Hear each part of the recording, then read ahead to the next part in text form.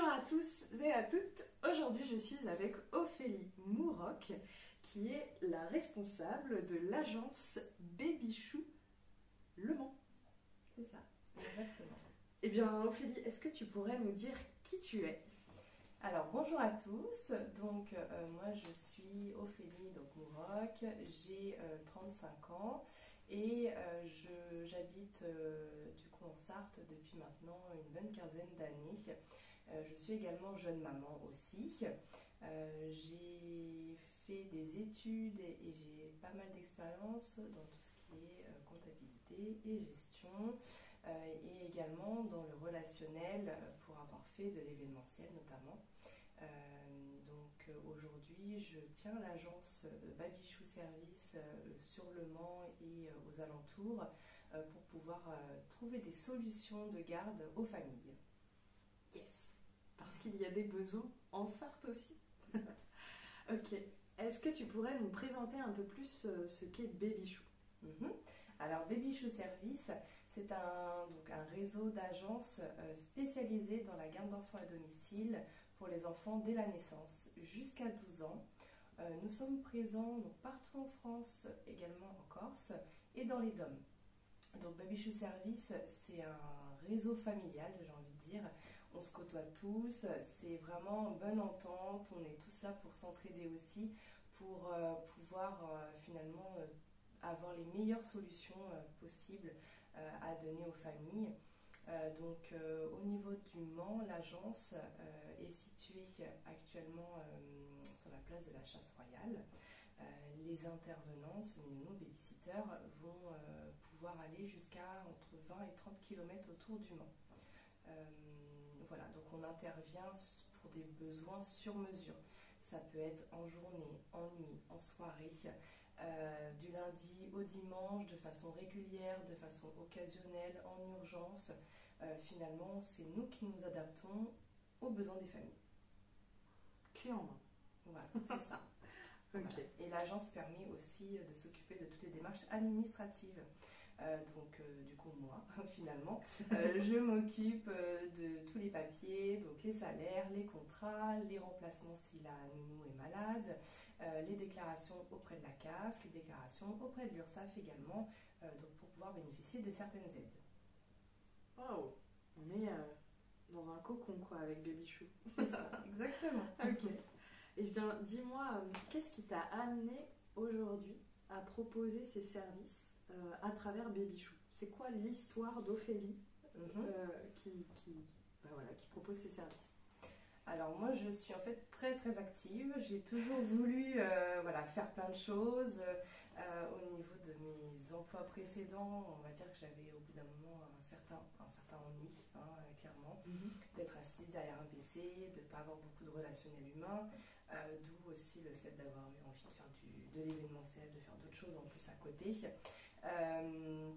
Et puis le fait d'avoir été maman, d'avoir un petit peu, d'avoir mis le pied dedans, on va dire, et puis de se rendre compte qu'au niveau des solutions de garde, c'est de plus en plus compliqué aussi, parce que les assistantes maternelles ont leurs propres horaires, les crèches, même les écoles, il y a leurs propres horaires qui ne concordent pas forcément avec les horaires des parents. Les horaires des parents, maintenant, les parents travaillent à deux en règle générale pour s'en sortir.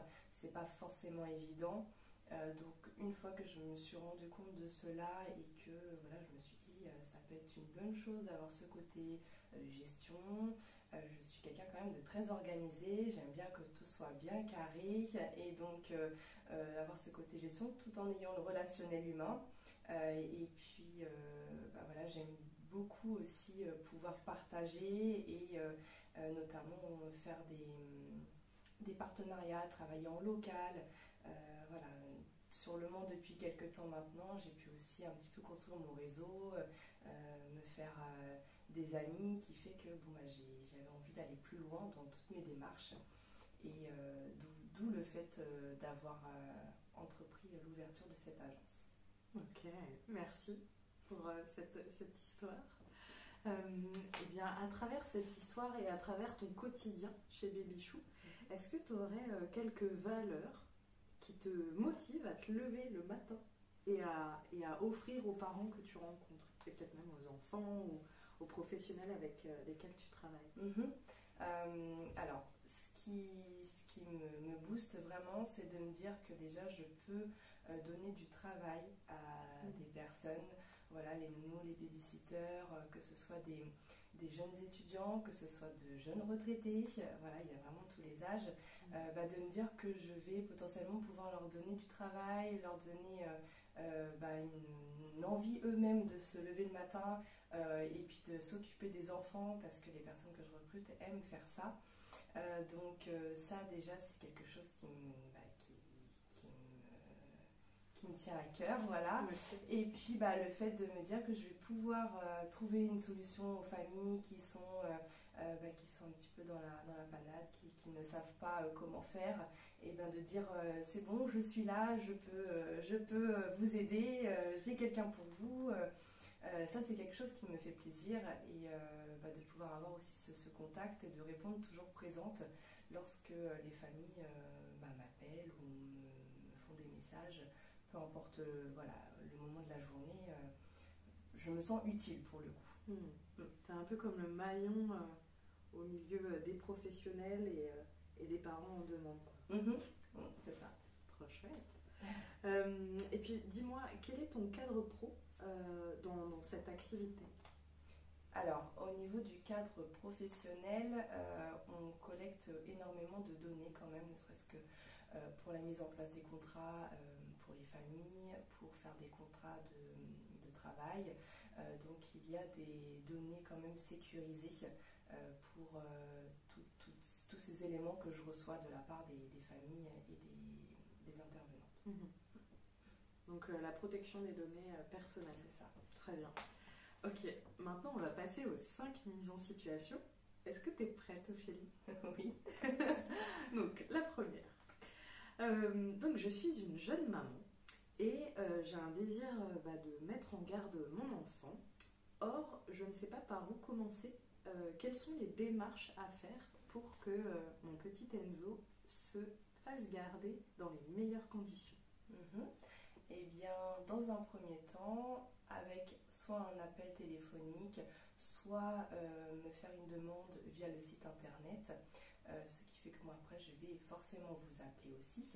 Donc j'appelle nécessairement la famille qui a besoin, donc par exemple pour petit Enzo, je vais forcément appeler, donc je vais essayer, voilà, peut-être une fois, 2 fois, réessayer la semaine suivante si j'arrive pas à t'avoir, parce que dans la vie active, des fois on peut appeler au mauvais moment, donc voilà, chose que je comprends.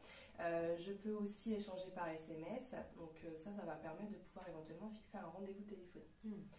Une fois que ce rendez-vous se fixe, eh bien on échange sur les besoins, savoir à partir de quand, si c'est régulier, ponctuellement. Je vais vraiment essayer de creuser un petit peu sur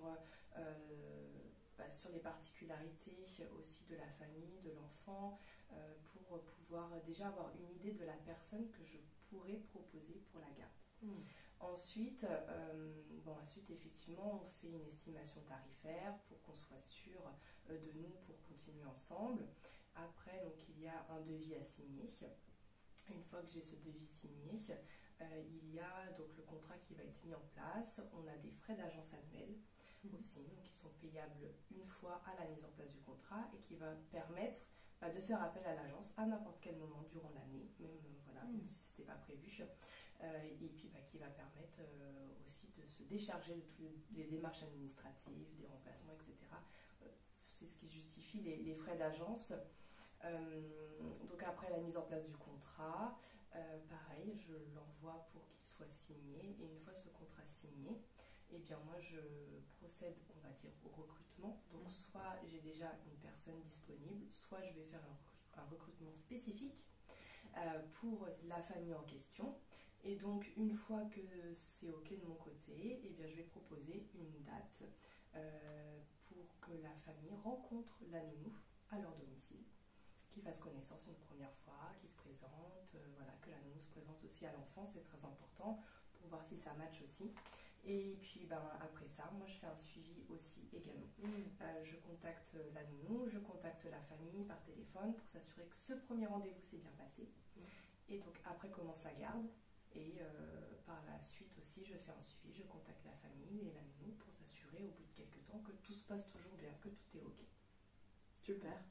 Donc j'ai répondu à ah ouais, largement. Et je crois que je suis un peu étalée. Ah non, c'est très très bien. C'est surtout que je vois à quel point c'est personnalisé en fait. Ah oui, c'est très très personnalisé et ça va loin dans le suivi d'offrir le meilleur aux familles. Tout à fait. Tout à fait. Ok. Maintenant, on va passer à la deuxième mise en situation.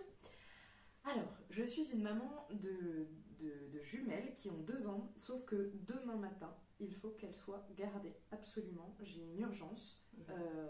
Je vous appelle pour la première fois, mes bichous, et j'espère vraiment que vous avez une solution pour moi, parce que demain matin, c'est un peu au pied levé, mais j'ai vraiment besoin d'une solution. Donc c'est tout à fait possible. C'est vrai qu'on a une force avec les bichous, c'est d'avoir quand même un vivier de personnel. Voilà, constamment on reçoit des personnes qualifiées pour s'occuper des enfants en candidature et ce qui fait que des demandes urgentes comme celle-ci, du jour pour le lendemain, on le fait. Je suis capable de le faire et je l'ai déjà fait. Je l'ai déjà fait, voilà, même pour des bébés, voilà, des enfants malades, c'est un peu des dernières minutes, c'est un peu de l'improviste, hein, voilà. Donc c'est tout à fait possible. Donc dans ce cas, un coup de téléphone à l'agence et puis là je mets évidemment le dossier en priorité. Je mets tout le reste de côté et je maxe sur cette demande pour avoir quelqu'un dès le lendemain matin. Top. Bon, je me sens vraiment rassurée, donc merci. Ok, troisième mise en situation. Je suis papa de 6 enfants. J'ai envie de faire appel à vos services. Or, j'ai besoin de savoir comment ça va se passer quand la personne va venir. J'ai besoin d'être rassurée sur la personne qui va venir. Par exemple, est-ce qu'elle est formée, comment vous les recrutez, voilà. Est-ce que vous pouvez m'en dire un peu plus? Oui, bien sûr. Donc, les professionnels de la petite enfance vont tout avoir des profils différents, des formations, des diplômes différents. Moi, ce qui est sûr et certain, c'est que je ne recrute pas sans que la personne ait déjà eu de l'expérience auprès des enfants. C'est la première chose que je demande. Je sélectionne déjà par téléphone avant de recevoir les personnes en entretien. Et par téléphone, je m'assure qu'il y a de l'expérience auprès des enfants. Et puis par la suite, je vais creuser effectivement avec des enfants de quel âge, les diplômes, etc. Donc, quand cela est validé, je reçois la personne en entretien. Donc, ce qui rassure également les familles, c'est que je fais des mises en situation lors de l'entretien. Je fais remplir des tests de connaissances que je corrige par la suite et je fais un contrôle de référence. Donc, la personne qui a déjà travaillé auprès d'enfants, que ce soit en babysitting, il peut y avoir maintenant, il y a beaucoup de personnes qui font du babysitting entre particuliers, avec même page emploi, ou voilà. Moi, ça c'est des choses que je contrôle quand même. Je vais contacter les familles précédentes, s'il y a eu des stages, s'il y a eu de l'expérience en centre, en colonie ou en école, enfin peu importe l'expérience, je vais contacter la structure, je vais m'assurer en fait que tout s'est bien passé avec cette personne-là, que c'est une personne de confiance. Je fais aussi un contrôle d'identité. Donc voilà, on contrôle la carte d'identité des personnes, l'extrait du casier judiciaire pour s'assurer que la personne n'a pas d'antécédent, que c'est quelqu'un qui a casier vierge, bien évidemment, parce qu'on les met quand même au sein de votre foyer, hein, donc il faut s'assurer que il n'y a pas de problème de ce côté-là. Et puis après, effectivement, les personnes sélectionnées va dépendre de la famille aussi, si c'est une famille avec des enfants de bas âge, des plus grands, s'il y a 1 ou 6 enfants, comme là, du coup, je vais faire en sorte de mettre quelqu'un qui soit capable de s'occuper de 6 enfants. Donc voilà, typiquement, selon l'âge des enfants, si c'est quelqu'un qui a eu l'habitude aussi de travailler en colonie ou qui s'est occupé d'enfants dans des centres ou autres, et qui a su gérer plusieurs enfants en même temps, c'est typiquement le bon profil, on va dire, pour pouvoir s'occuper de ces 6 enfants. Super, ok. Maintenant, on va passer à la mise en situation numéro 4. Alors, voilà, je suis jeune maman. J'ai un bébé de 9 mois. Or, il pleure beaucoup. Et là, je me sens moi-même stressée de laisser mon petit bébé à une personne que je n'ai rencontrée qu'une fois. Mais voilà, est-ce qu'il y a des choses que je pourrais faire ou dire, ou voilà, des choses à faire pour prendre soin de mon bébé pendant le moment où je vais devoir m'absenter? Alors, ce qui peut être fait quand c'est comme ça, effectivement, on en parle en amont, que pour se rassurer, on peut peut-être mettre en place le fait que la nounou vous donne des nouvelles, envoie des photos, envoie des petits messages. Voilà, c'est des choses qui peuvent rassurer le parent. Donc ça, c'est à discuter ensemble, c'est personnalisé. Donc si finalement votre souhait c'est de recevoir des nouvelles assez régulièrement, ou c'est d'avoir tout le temps, de garder le petit dans les bras tout le temps, ou c'est de jouer avec. Enfin voilà, si vous avez certains souhaits, moi j'en fais part à la nounou. Vous pouvez aussi vous en faire part à la nounou lorsque vous avez ce rendez-vous de rencontre au préalable qui est fait avant le début de la garde. Il y a toujours ce rendez-vous de présentation qui est fixé. Donc ça, c'est des choses que vous pouvez demander. En fait, nous, le but, c'est de s'adapter à vous et c'est que vous puissiez partir de chez vous sereinement. Quand il peut y avoir des difficultés à se séparer de son enfant, quand votre enfant finalement n'accepte peut-être pas la séparation, on peut mettre en place des périodes d'adaptation, on va dire, en amont, avant vraiment de commencer une garde régulière. C'est déjà arrivé avec une famille où on a commencé à mettre une petite heure par-ci, par-là, histoire de se détacher et que la nounou et l'enfant s'habituent ensemble pour vraiment commencer la garde par la suite, réellement. Ça enfonce le clou sur c'est un service personnalisé. Voilà, encore, voilà, tout à fait. C'est le but, ouais. Ok. Eh bien, 5e et dernière mise en situation. Voilà, je suis un jeune papa. Je viens donc tout juste d'avoir un enfant et voilà, je me pose la question sur le coût. Quel est le coût de faire intervenir une personne à mon domicile? Voilà. Alors, le coût va varier. En fait, on est sur... je vais donner une plage tarifaire parce que finalement, ça ne va pas être le même tarif horaire d'une famille à une autre. Parce que tout va dépendre de l'âge de l'enfant et du nombre d'enfants à garder. Tout va dépendre aussi des revenus du foyer parce qu'il y a des aides de la CAF. Des aides de la CAF qui peuvent aller de 300 € à 1200 € au gros maximum. Donc en fait tout ça va permettre d'indiquer quel tarif horaire réel va être fait pour la famille. Donc au minima on peut être à 2,50 € de l'heure jusqu'au maxi où on peut être à 30,50 € de l'heure.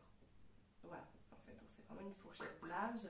Voilà, c'est en fait le but c'est de se contacter et de faire vraiment du sur-mesure, de regarder par rapport au nombre d'heures dont la famille a besoin, de regarder selon l'âge des enfants, le nombre d'enfants, les aides de la CAF. Donc les aides de la CAF c'est jusqu'aux 6 ans de l'enfant, je précise.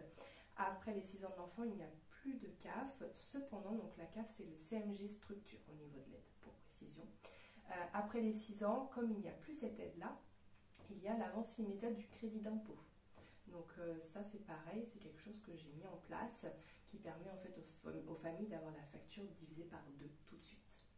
Voilà, auprès de l'URSSAF, c'est un avantage.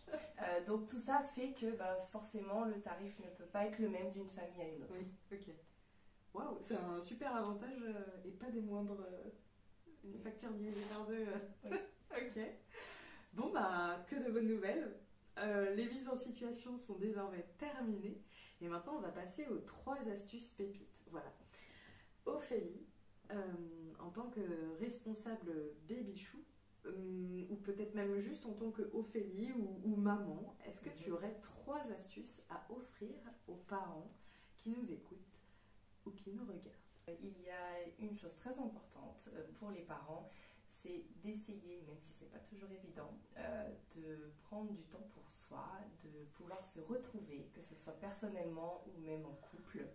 Voilà, donc là je parle autant en tant que maman que femme et que travailleuse. Donc voilà, essayer de prendre du temps pour soi, d'où pourquoi pas profiter des services justement de garde d'enfants sur mesure et peut-être des services, des partenariats notamment locaux qu'on peut proposer pour en profiter.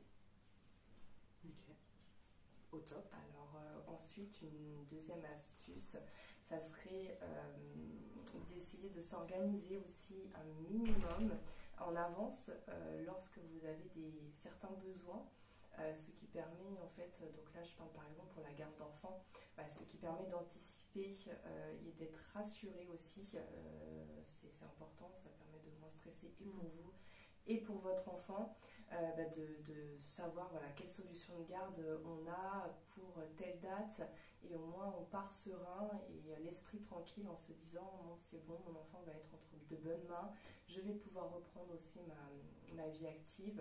Donc vraiment plus on s'y prend tôt et plus c'est facile. Et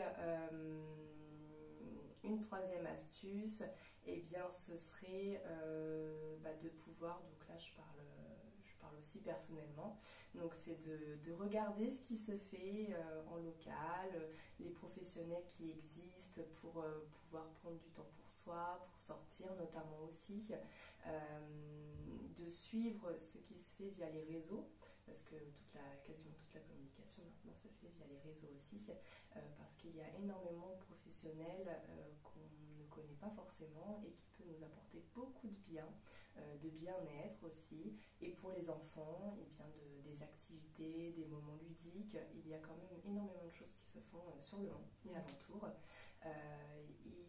Entre autres, moi avec Babychou Service sur le Mans en tout cas, j'ai mis en place quand même pas mal de partenariats pour faire profiter les enfants et les familles pour aussi bien du bien-être que des moments de partage, de loisirs entre parents et enfants. Ça sent les oignons. C'est aux petits oignons ce que tu nous offres là. Merci beaucoup Ophélie. Et bien maintenant c'est l'heure de nous dire tout, c'est-à-dire où te retrouver. Alors, on peut nous retrouver, donc l'agence est au 99 avenue Louis Cordelet au Mans, donc secteur Chasse-Royale.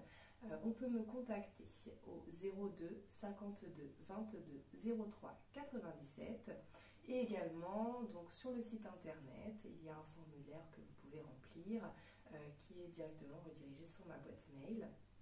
Et il y a aussi les réseaux sociaux, donc Instagram, Facebook, donc Babychou Service Le Mans. Top. Maintenant, on va passer à la partie où ça va un peu vite. C'est le mot de la fin. Je t'invite juste à offrir le dernier mot que tu as envie de dire aux parents. Le dernier. Et pendant ce temps-là, moi, je vais me lever et aller éteindre les caméras. Le dernier mot. Attends. Je m'attendais pas à ça. Personne ne s'y attend. Non, personne. Le dernier mot, eh bien, je vous souhaite tout le bonheur du monde avec vos enfants. Ah, c'est joli.